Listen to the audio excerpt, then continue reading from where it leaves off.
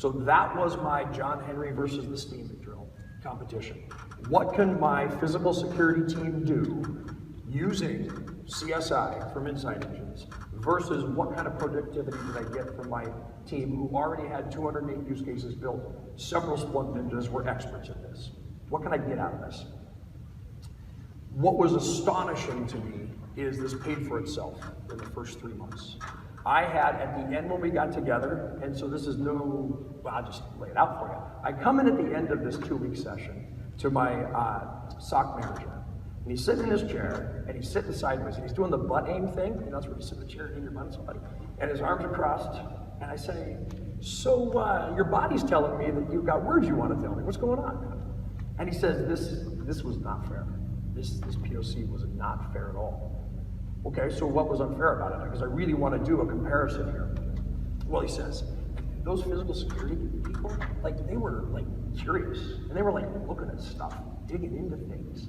And I said, well, but isn't that what you do? Isn't that like the purpose of this? He goes, yeah, but you don't understand. Like they were asking weird questions that we wouldn't ask. It's because they could essentially Google their Splunk data.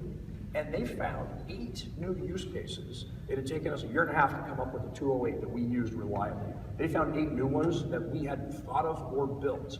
And when I took those 8 use cases back to the team that was tasked with building them and asked, what would it take for you to build these use cases that untrained people have found after we ran it about 10 days? And they said, those are 3 weeks. For us to build those is 3 weeks to find what they did. So for me, when I put this proposal forward, it was easy.